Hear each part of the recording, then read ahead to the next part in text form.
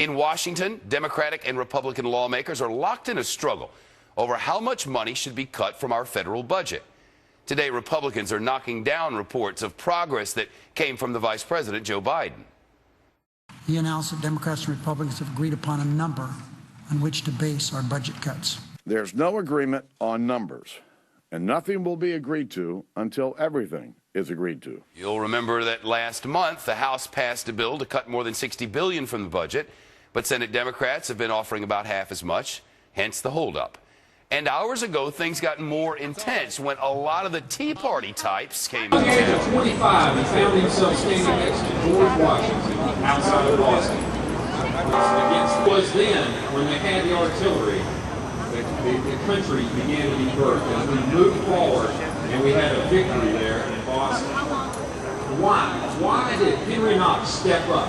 It always seems that it's rainy and wet and cold, and you all are the hardiest bunch of Americans that are out there. So thank you all for coming out. This is Institute for Liberty Stadium here, and it's got seats about 92,000 people. If this, my friends, were the federal budget, you see that black square up there in the bleachers, all the way up in the nosebleed seats? That little bit is what they're talking about cutting. That is their grand compromise. Thank you. Thank you from the bottom of my heart. And Diana, thank you for that phone call 26 months ago. Thank you. For aid to families with dependent children, welfare reform worked. And it worked. We cut spending. We didn't throw people in the streets. We cut spending by getting people off welfare and into work. We got people relying on it. Thank you. Patriotic friends, our nation stands at a critical crossroads. When our founding fathers bequeathed us this nation, they bequeathed it on the basis of freedom for the American people and sovereignty of the American people, not the power. Our founders did not establish this nation that it might force the people to bow to the will of the government. They established it to force the government to bow to the will of the people. This is your movement. We care about you.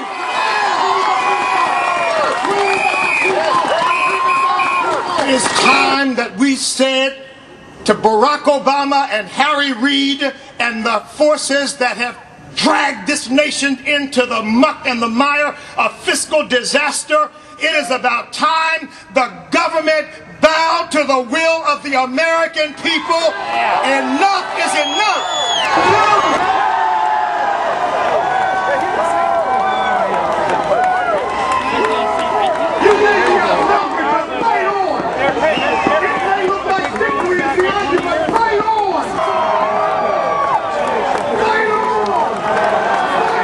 They said it's time to end the borrowing and the spending and the bailouts, and it's time to end the Congress of Nancy Pelosi once and for all. And Obamacare, lock, stock, and barrel on the floor of the House of Representatives, and we voted to cut spending to pre-stimulus, pre-bailout levels, took to the floor of the Senate and said that our modest down payment on fiscal discipline was reckless.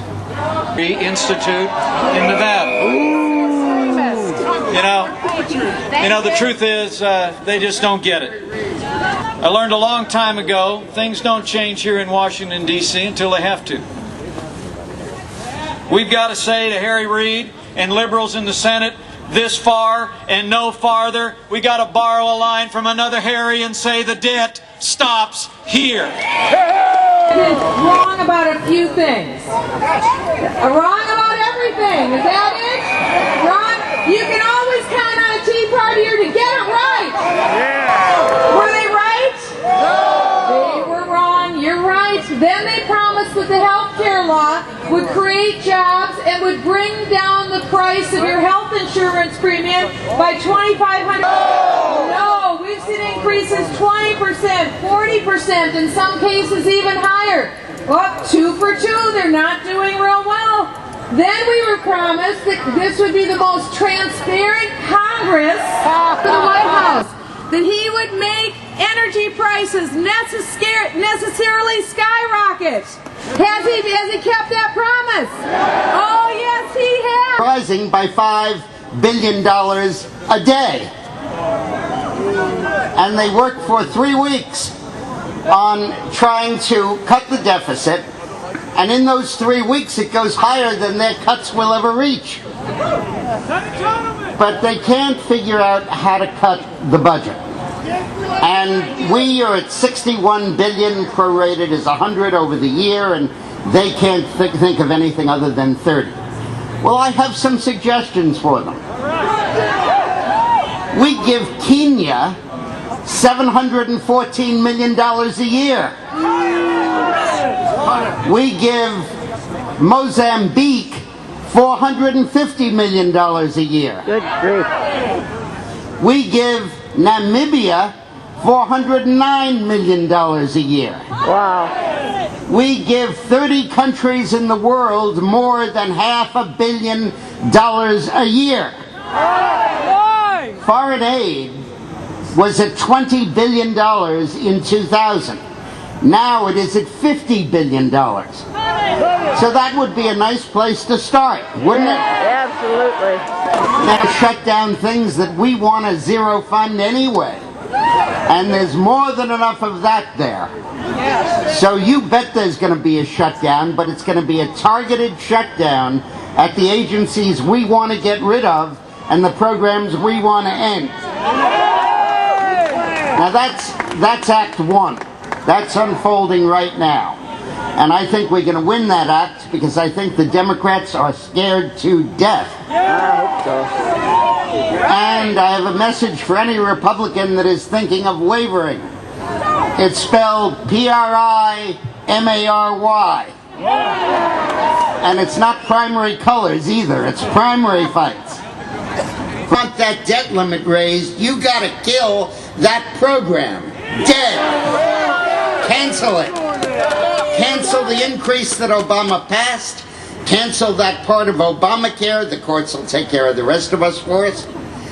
And I know, actually it's problematic because I do have pledges from all 5 members of the Supreme Court that they won't die. In control of their own states. They are saying, vote me out of office if you want to, but you're going to run your own schools. You're going to decide who gets hired and who gets fired. And no union contract is going to make us keep incompetence on our payroll. Do it through the market, through education, through voluntary action, not through coercion and taxation and regulation. But you don't want the EPA unilaterally imposing what Congress didn't approve?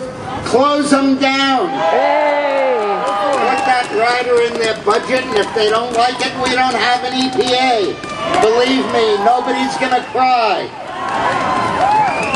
You don't want the National Labor Relations Board to jam down the throats of American business and labor the provisions that Congress rejected for the card check bill that says you set up a union with no secret ballot and people are coerced into checking off the cards and that's enough and they have no further role in the process. I'm telling you that here's their game, every talk radio show has to locally produce 25% of its content.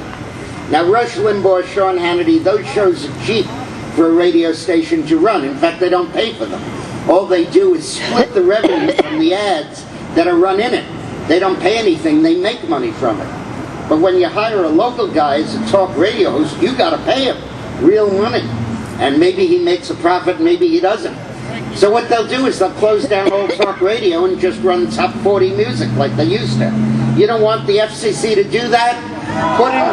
Put in a rider prohibiting it, and if the Senate won't go along, close down the FCC. And I think when Ben Franklin said, we give you a republic if you can keep it, I think he was talking to us today. In Washington, when somebody had some liberal idea that we needed to throw money at, they would always add at the end, it's for the children. What you're doing, what we're doing, standing up against this incredibly excessive spending